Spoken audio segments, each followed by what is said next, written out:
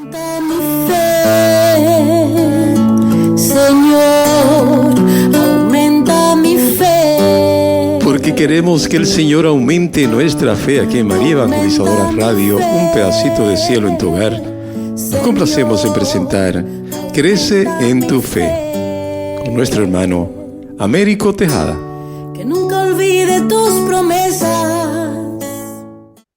Saludos en este glorioso día y bendiciones a los radio oyentes que escuchan María Evangelizadora Radio, que están sedientos de la palabra de Dios. Les envío un saludo a su hermano Américo Tejada, de la parroquia San Simón Stack San José, que está localizada en el Bronx y pertenece a la Arquidiócesis de Nueva York. Estamos aquí todos los miércoles de 4 a 5 p.m. y los sábados de 9 a 10 a.m. hora de Nueva York. En este segmento de estudio bíblico titulado Crece en tu fe, vamos a reflexionar con ustedes el credo de los apóstoles, que es la profesión de nuestra fe, donde profesamos nuestra fe en los misterios, en las doctrinas que solo podemos conocer gracias a la revelación divina, que Dios es una trinidad de personas divinas y nos dice que no creemos en fórmulas, sino en las realidades que estas fórmulas expresan, y que la fe nos permite tocar. Es nuestro acto de confianza en todo lo que Dios es, lo que nos dice y lo que nos pide.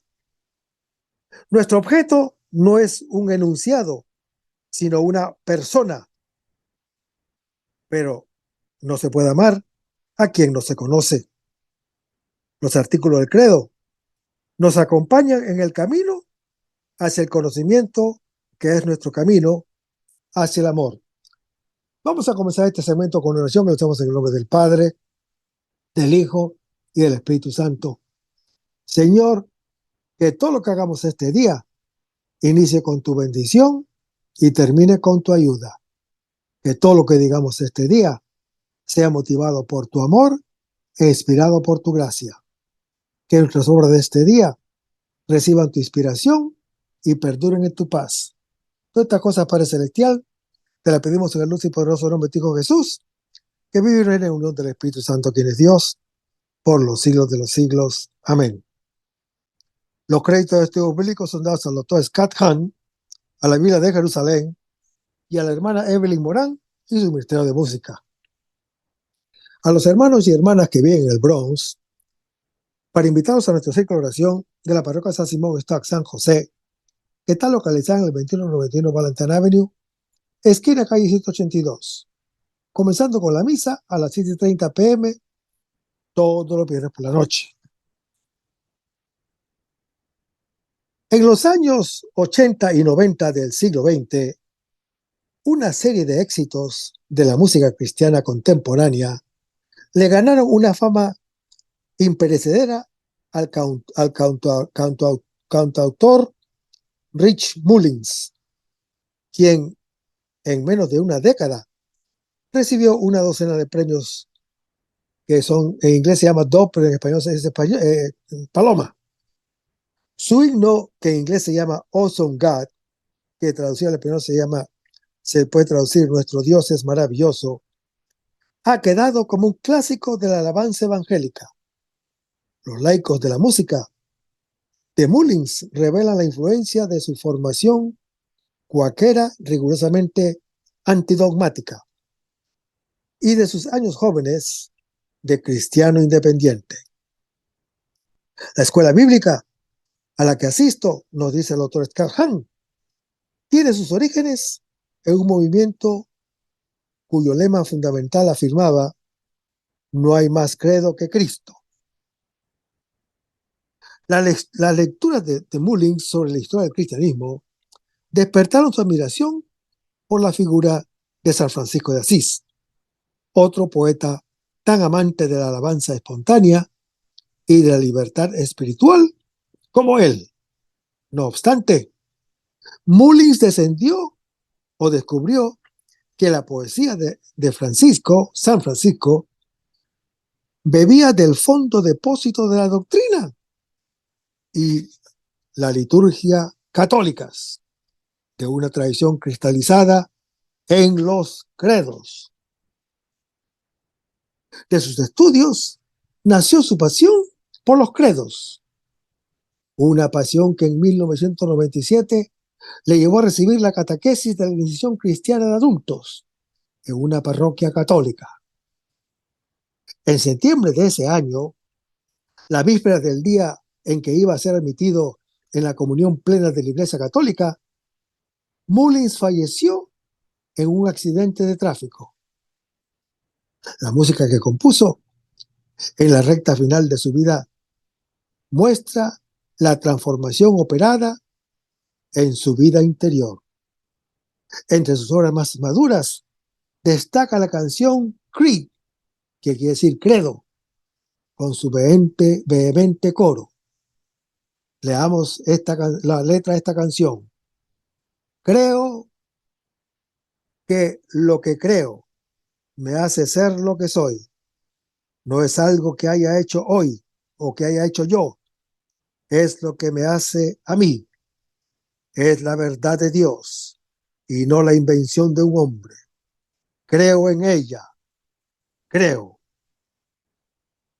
Hermanos, lo que vale para Rich Mullins vale también para ti y para mí. Lo que creemos va haciendo que seamos lo que somos y lo que esperamos ser para toda la eternidad. Es una gracia recibida de Dios. A ti, a mí, a Richard Mullins y a San Francisco de Asís se nos ha concedido la gracia de proclamarlo, de confesarlo en los credos de la Iglesia.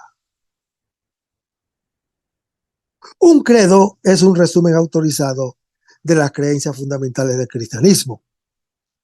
En los artículos del credo, profesamos nuestra fe en los misterios, en las doctrinas que solo podemos conocer gracias a la revelación divina, que Dios es una trinidad de personas, que Dios Hijo se encarnó y nació de una virgen.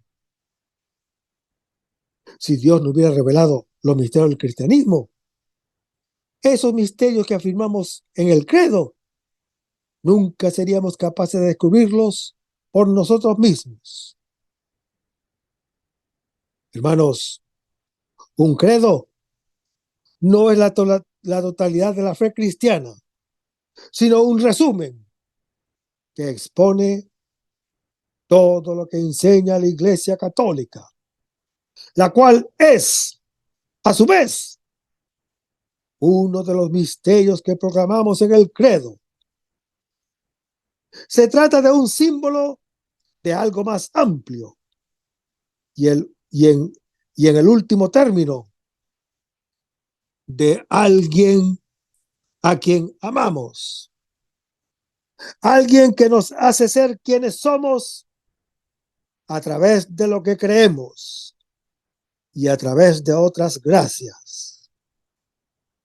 Así lo afirma con elocuencia el Catecismo de la Iglesia Católica, cuando dice que no creemos en fórmulas, sino en realidades que estas fórmulas expresan y que la fe nos permite tocar.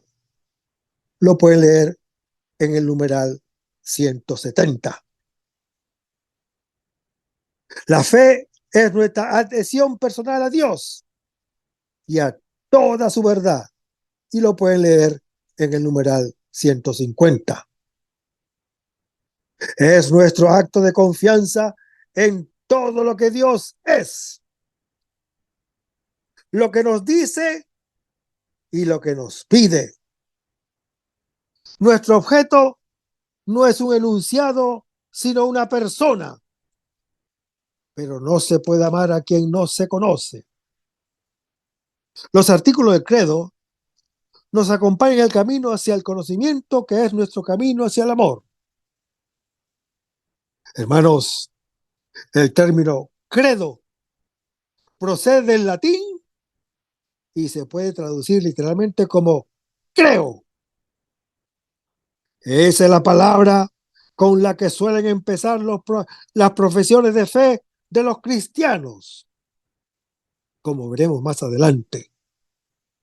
Existe una firme evidencia de que esos actos de fe sintéticos forman una parte integral del cristianismo desde sus inicios. Credo, o su equivalente en arameo, es lo que grita un padre desesperado para implorar de Jesús la curación de su hijo. Creo, Señor, ayuda a mi incredulidad. Vayamos a Marcos capítulo 9, versículo 24, donde vemos que en este pasaje vemos que Jesús, el Señor, sana a un joven epiléptico. No por casualidad. Los discípulos se encuentran en apuros por no haber logrado expulsar al demonio del poseído en la ausencia del Señor Jesús.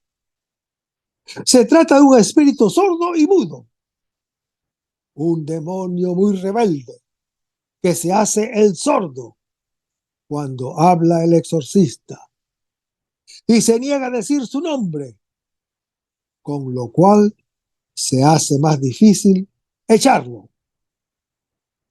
La oración del padre del niño epiléptico ha quedado como uno de los modelos de la oración cristiana.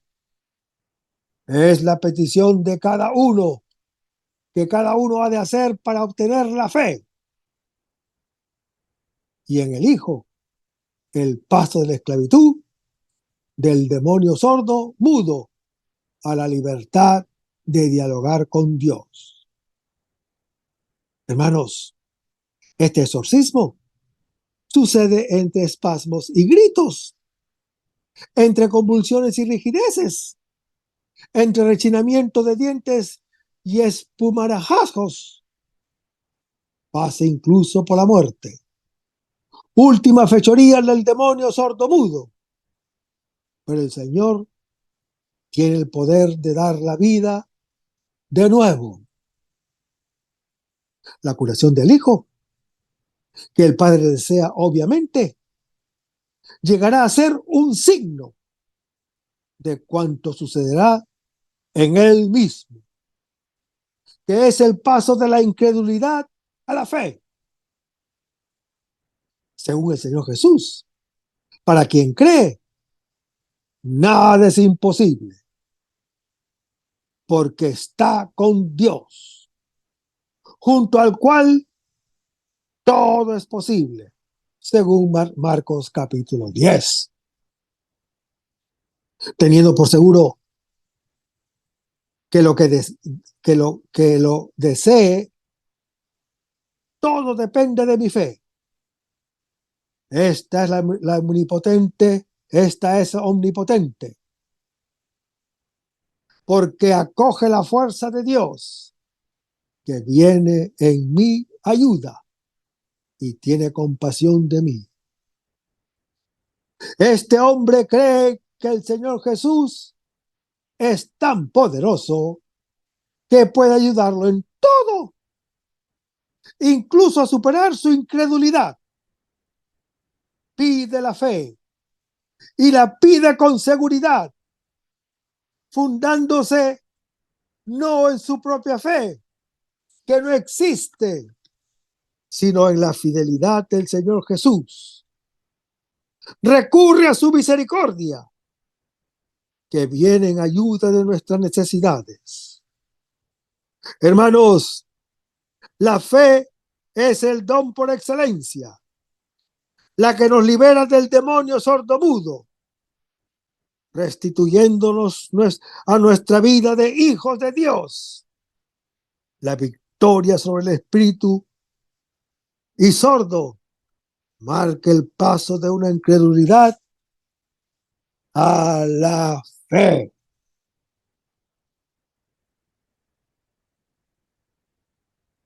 Es la palabra que pronuncia el ciego de nacimiento sanado por el Señor Jesús. Es la palabra que sirve de preludio al culto verdadero. Vayamos a Juan capítulo 9, versículo 32, donde la historia del ciego de nacimiento es una obra maestra del genio literario del apóstol San Juan. Su potencial dramático alcanza una elevada cumbre. Cuenta que el Señor Jesús ha salido del templo de Jerusalén. Al ir caminando, encuentra a un ciego de nacimiento. A la vista del enfermo, los discípulos interrogan al Señor Jesús, partiendo de una creencia popular judía, basada en textos del Antiguo Testamento, que la enfermedad es consecuencia de los pecados personales. Y en caso de un recién nacido, en caso de que un recién nacido sufra de algo, es que cargue el pecado de sus padres, según Éxodo capítulo 20. Hermanos, el Señor Jesús rechaza estas ideas y va más allá. Concretamente, en el caso de este ciego, su enfermedad sirve para que se manifieste en él las obras, o sea, las glorias de Dios. Según esto, las obras o la gloria de Dios son los milagros del Señor Jesús. Son signos de su obra salvífica, según lo anuncia Juan capítulo 5.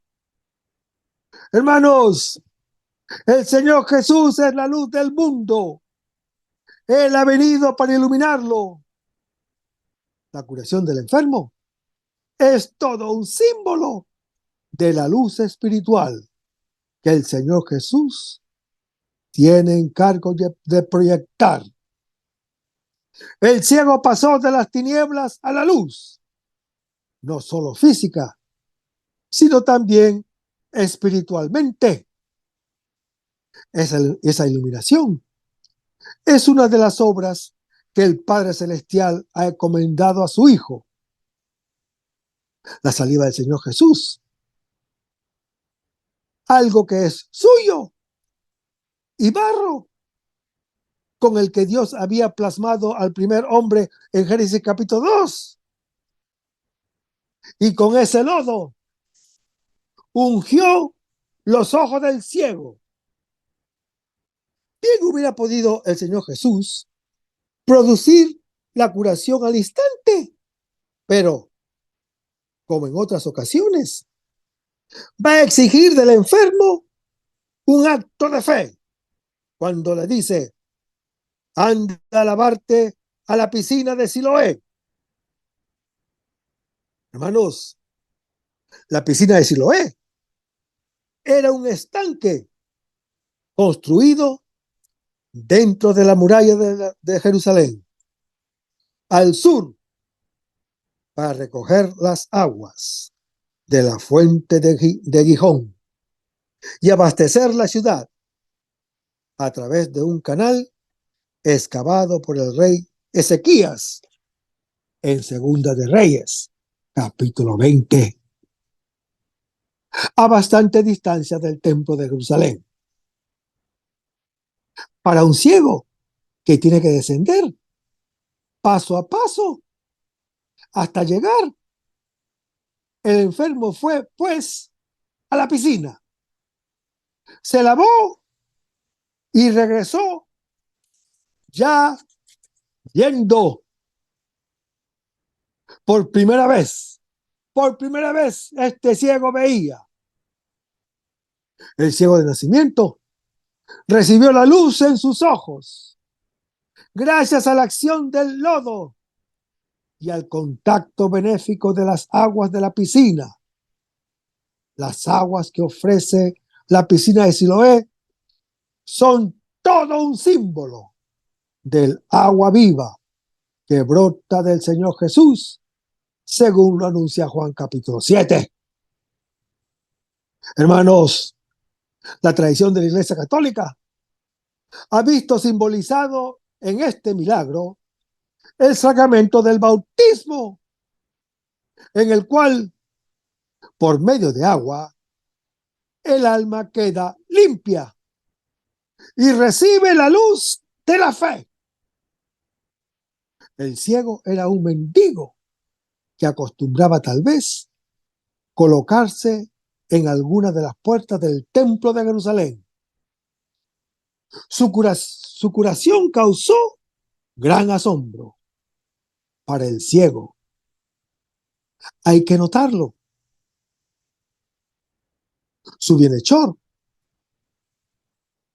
no es en este momento sino un hombre bueno y compasivo, a quien llaman Jesús.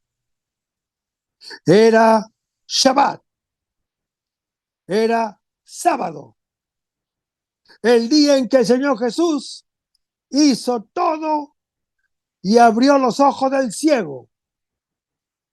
Pero, estando prohibido el trabajo en Shabbat, unos fariseos concluyen: este hombre no puede venir de Dios.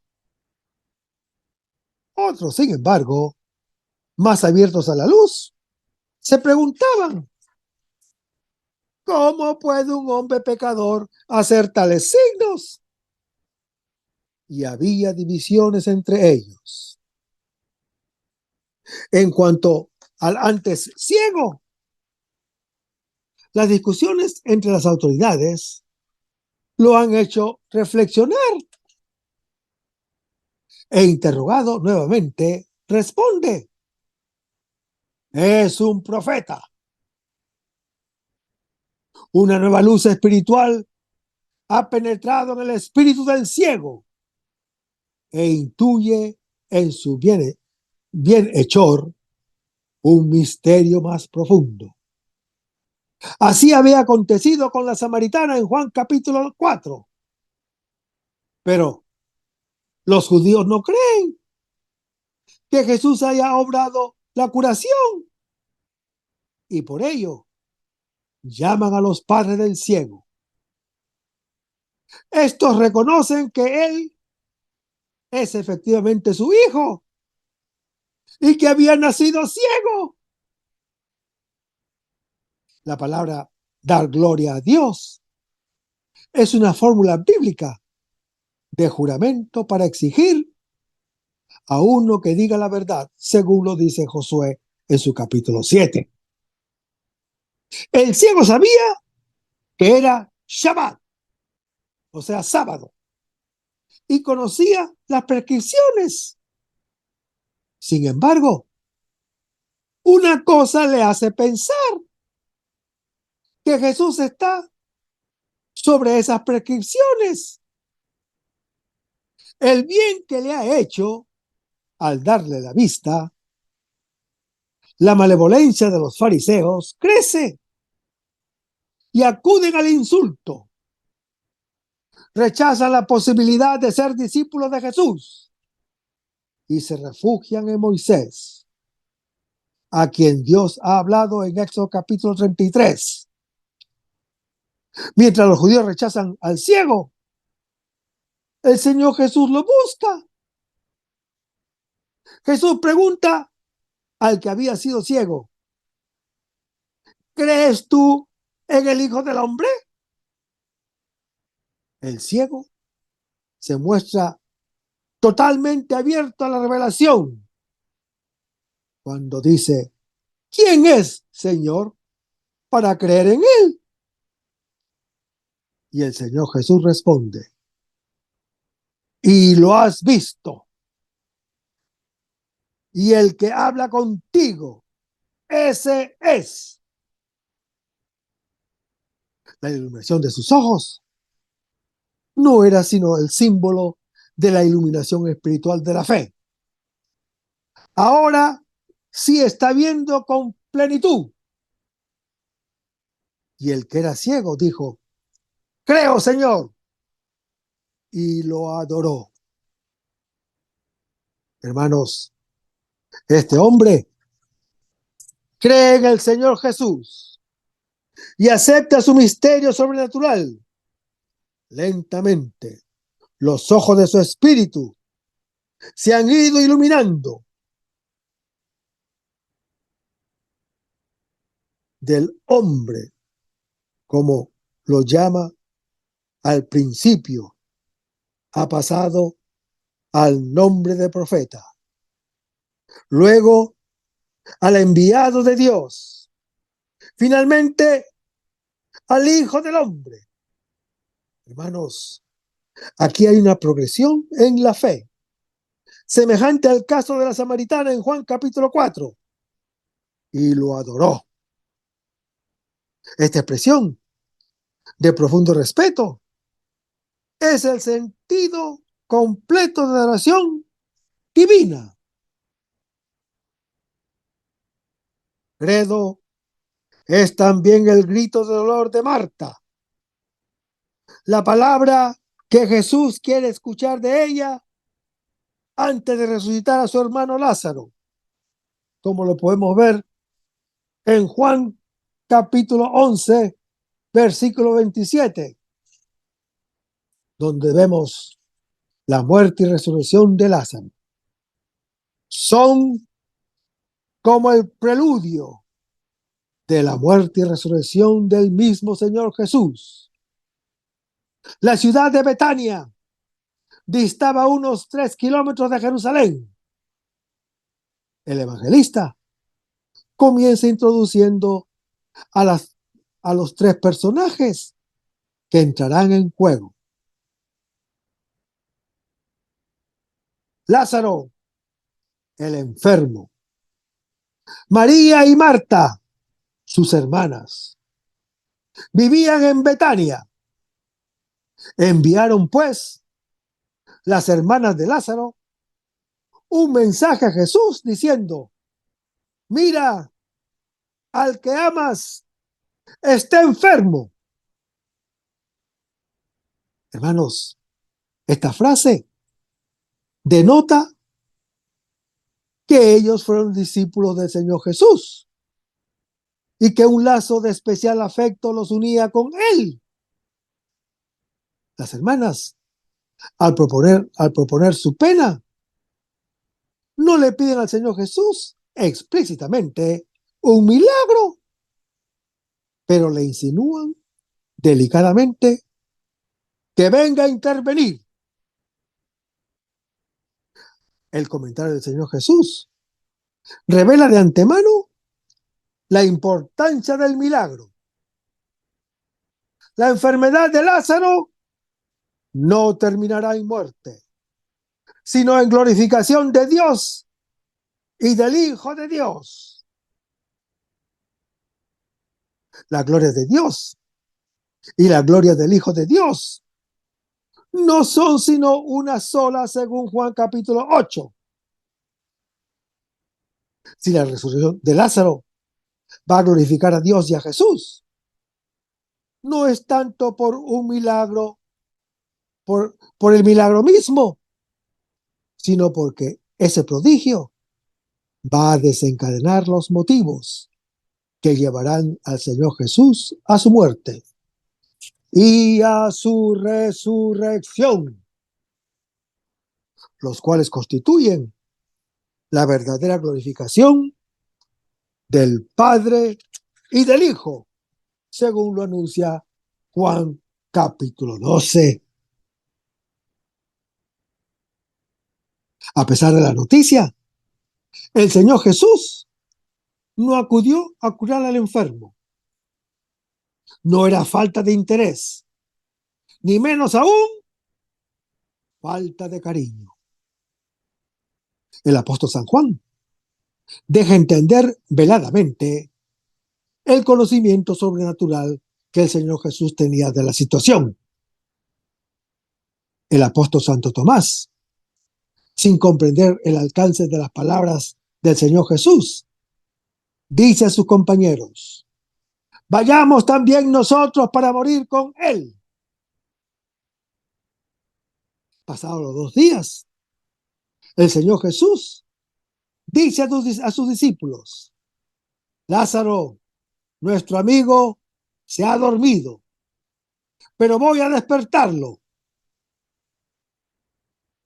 Palabras de 2 sentidos, comprendida por los discípulos del sueño natural. Pero el Señor Jesús, aclara el evangelista, hablaba del sueño de la muerte. Después, el Señor Jesús revela claramente la muerte de Lázaro y manifiesta la finalidad que tenía al ir allá, a volverle la vida, hacer que sus discípulos crean. Al llegar Jesús a Betania, habían ya pasado 4 días de la muerte de Lázaro. Esto quiere decir que Lázaro murió inmediatamente, después de que sus hermanas enviaron al Señor Jesús la noticia de la enfermedad. Oyó Marta que el Señor Jesús venía y salió a su encuentro. Se entabla un diálogo, que es el centro teológico del pasaje, y descubre por anticipado la significación profunda del signo que Jesús va a realizar. La palabra de Marta encierra 2 pensamientos. Primero, expresa, junto con una queja delicada, su certidumbre total en el poder sobrenatural del Señor Jesús. Segundo, la convicción plena de que Dios concederá al Señor Jesús cuanto le pida.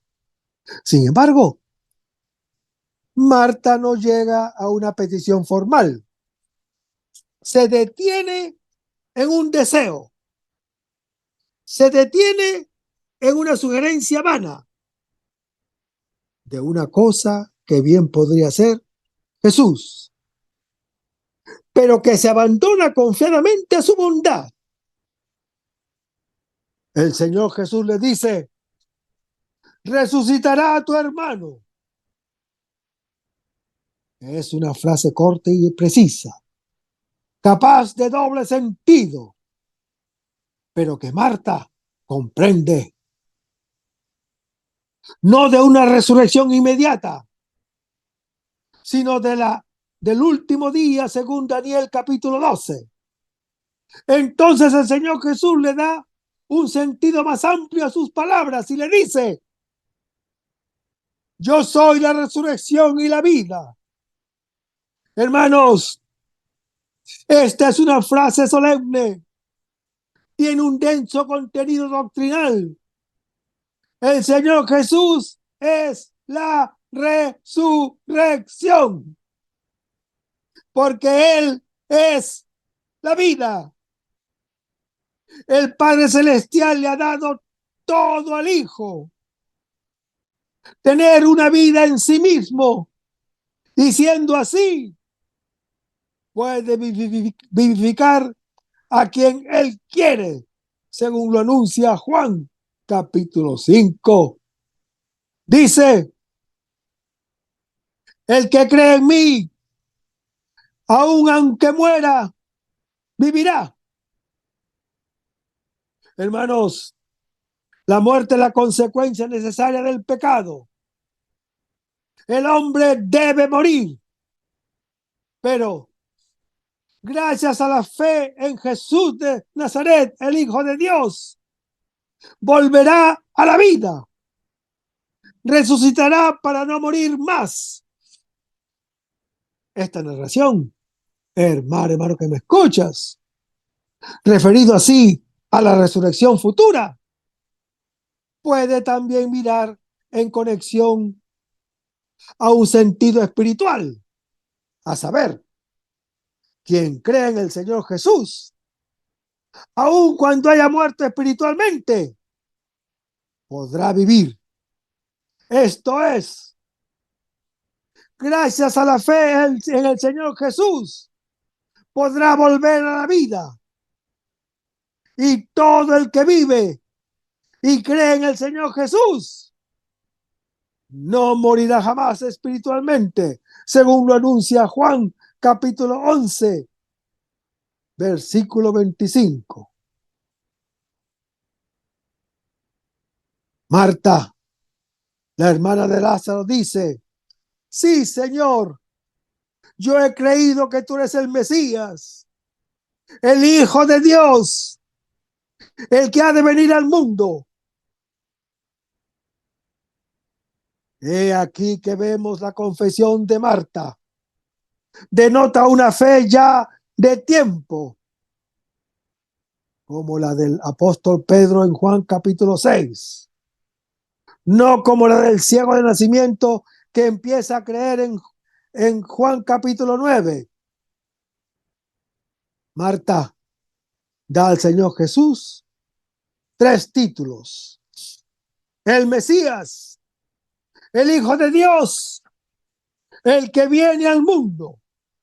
Sin embargo, hermano que me escuchas, no ha llegado a comprender profundamente que si Jesús se ha proclamado la resurrección y la vida, puede en estos momentos producir esa vida. Esto se ve claro en la reacción de Marta cuando dice: Señor, ya huele mal.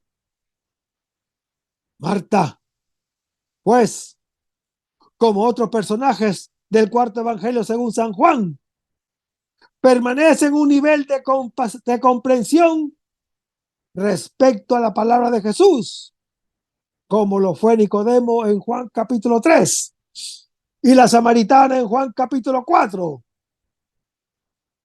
El Señor Jesús llega al sepulcro y ordena: quiten la piedra. Marta observa: Señor, ya huele mal, pues es el 4.º día. Ante la terrible realidad del cadáver descompuesto de su hermano, Marta no piensa en la posibilidad de una resurrección. Las palabras enigmáticas del Señor Jesús no le habían hecho comprender que Él intervendrá en la actualidad para devolverle la vida. El Señor Jesús replica: no te dije que si crees verás la gloria de Dios. Hermanos, el milagro será tan grandioso cuanto menos posibilidad había de recuperación. Ha llegado, pues, el momento de la glorificación del Padre y del Hijo. Quitan la piedra. El Señor Jesús eleva sus ojos para orar. Y en esa breve oración que Jesús dirige filialmente a su Padre, brilla con esplendor la unión de voluntades que existe entre los dos. Las obras del Señor Jesús le son dadas por el Padre Celestial para que los hombres crean que Él es el enviado de Dios, según lo anuncia Juan capítulo 5. Habiendo terminado la oración, el Señor Jesús con gran voz gritó: Lázaro, acá, fuera. Y salió el muerto, ligado con vendas los pies y las manos, y envuelto su rostro con un sudario. Y Jesús les dijo: suéltenlo y déjenlo ir. La narración termina aquí, sin dar más detalles. Pero el apóstol San Juan quiere inculcar una vez más lo esencial, que Jesús es la vida.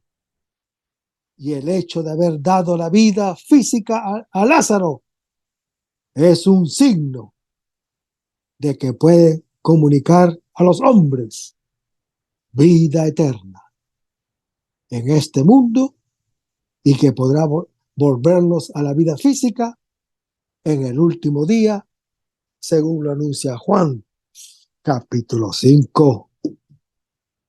A esas declaraciones de fe parece referirse el apóstol San Pablo cuando dice: si confiesas con tu boca Jesús es el Señor y crees en tu corazón que Dios lo resucitó de entre los muertos, te salvarás, porque con el corazón se cree para alcanzar la justicia y con la boca se confiesa la fe para ser salvado, según lo anuncia en Romanos capítulo 10.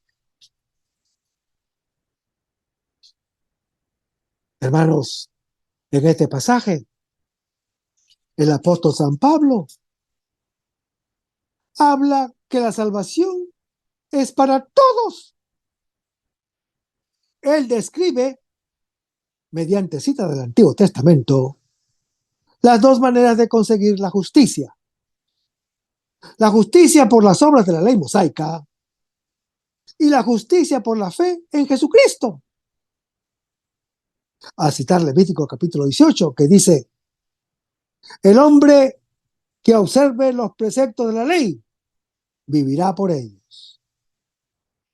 El apóstol San Pablo afirma que la ley mosaica, cumplida en su integridad, conduce a la vida, según Gálatas capítulo 3. El Señor Jesús había hecho una aplicación semejante a este texto en Lucas capítulo 10. Sin embargo, hermano que me escuchas, el apóstol San Pablo bien sabe también que la ley mosaica no da la fuerza interior para que el hombre observe todos sus mandamientos y, por consiguiente, no se puede obtener la justicia esperada según Hechos capítulo 15. Pero aquí el apóstol San Pablo intenta mostrar la superioridad de la nueva justicia en relación a la antigua. Su mayor facilidad, nos dice el apóstol, es solo una condición, que es creer, y su amplitud universal, que está destinada a todos los creyentes. Las referencias bíblicas están tomadas de Deuteronomio capítulo 9 y Deuteronomio capítulo 30, donde el texto original se refiere a los mandamientos de la ley mosaica, puestos por Dios en el corazón y en la boca de los israelitas.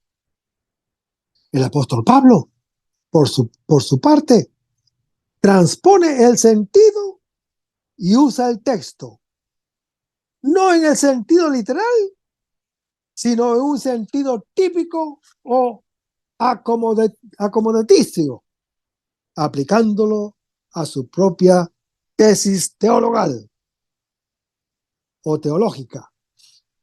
Considera las palabras de Deuteronomio como el autotestimonio de la justicia de la fe y dice: no es necesario subir al cielo para poder bajar a Cristo, hacer bajar a Cristo, que es una alusión a la encarnación, y es preciso bajar al abismo para hacer resucitar a Cristo de entre los muertos. Porque Cristo y la fe en Él, que es la palabra que proclamamos, está en el corazón mismo del creyente. El profeta Jeremías anunciaba que en la nueva alianza Dios escribiría su ley en el interior de los corazones. Y lo dijo en Jeremías capítulo 31. Y el profeta Ezequiel prometía que Dios infundiría su Espíritu Santo en los fieles en Ezequiel capítulo 36. Pues bien, hermano que me escuchas, el apóstol Pablo alude discretamente a la realización de esas promesas mesiánicas. La manera como el apóstol Pablo maneja la escritura responde a los métodos de la exegesis rabínica. El Targum judío interpretaba el texto del Deuteronomio de Moisés, que no subiría al monte para traer otra ley, y de Jonás, que no bajaría al abismo para procurar otra ley. Y tanto Moisés como Jonás son figuras de Cristo, nuevo Moisés, que proclama la ley nueva según Mateo capítulo 5, y nuevo Jonás, que resucita al tercer día según Mateo capítulo 12. Algunos autores ven en la aplicación que el apóstol Pablo hace del texto una referencia a la bajada de Cristo al Sheol, según 1 Pedro capítulo 3. Dice: confesar que Jesús es Señor y Dios es el equivalente de Yahvé en la traducción griega de los 70 del Antiguo Testamento. Hermanos, proclamar al Señor Jesús como Señor es confesar su divinidad y su señorío absoluto, según Hechos capítulo 2. Dice: creer que Dios lo resucitó de entre los muertos. Hermanos, al resucitar a Jesús, Dios lo exaltó a su diestra y lo constituyó en la plenitud de sus derechos de Mesías, Hijo de Dios con poder, según Romanos capítulo 1. La confesión de la resurrección de Cristo y de su divinidad sintetizan todo el misterio del Señor Jesús, que comprende la preexistencia del Hijo de Dios, su encarnación, su misión evangelizadora, su muerte expiatoria y redentora, su resurrección y su glorificación. En este caso, de Romanos capítulo 10. En el proceso de la justificación se requiere el asentimiento interior de la fe y de la confesión exterior de la misma, como se hace en el rito de bautismo. O sea, no puede haber verdaderamente fe interior que no sea puesta en práctica exteriormente. Hermanos, en el itinerario del amor, lo normal es creer con el corazón y confesar con la boca. Si llevamos una vida íntegra, existe una unidad entre nuestros pensamientos, nuestras palabras y nuestras obras, entre nuestros corazones, nuestras manos y nuestras voces. Decimos lo que pensamos y obramos como decimos. Predicamos con el ejemplo.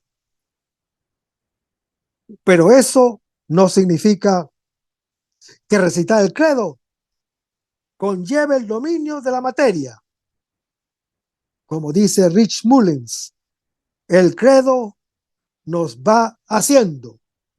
Ese ir haciendo indica un proceso en desarrollo.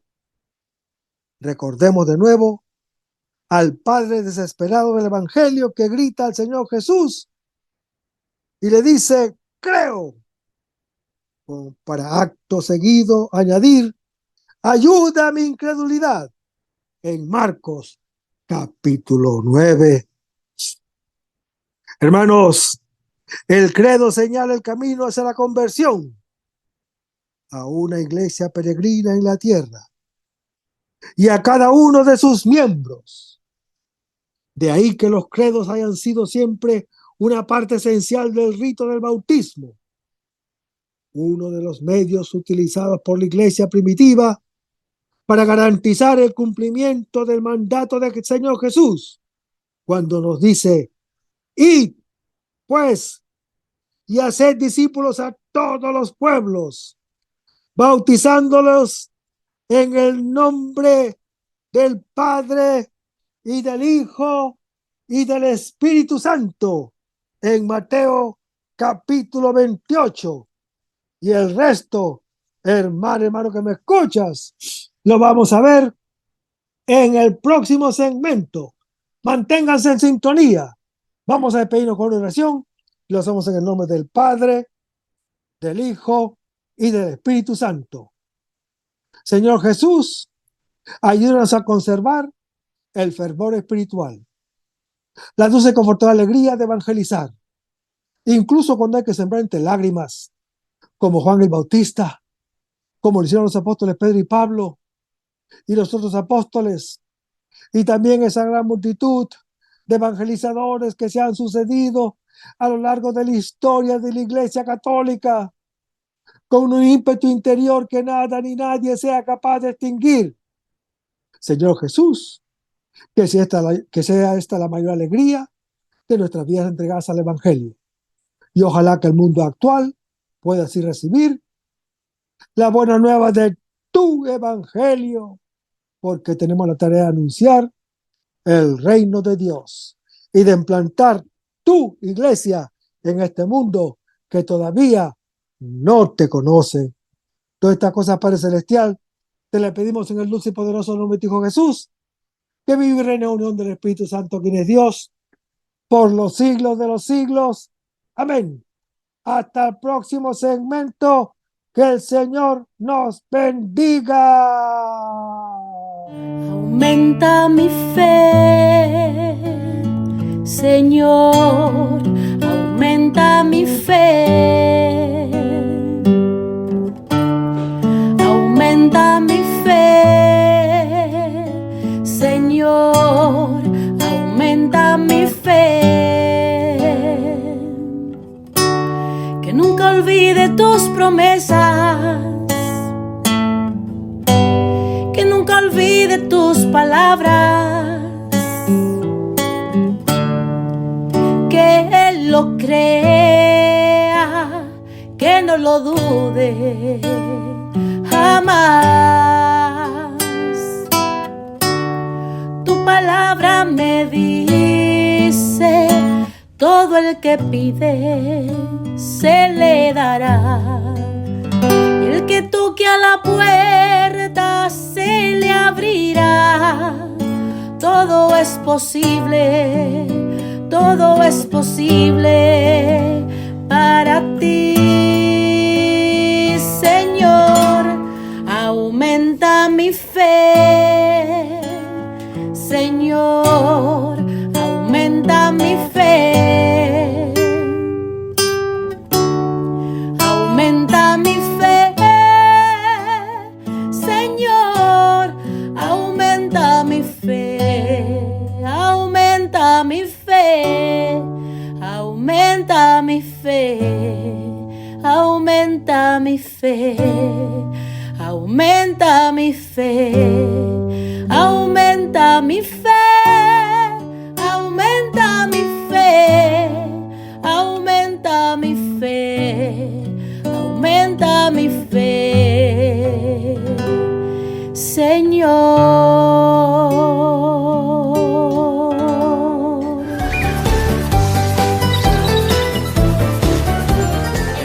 María Evangelizadora Radio. Un pedacito de cielo en tu hogar. Evangelizando para el mundo. 100% católica. Sí, yo estoy aprendiendo.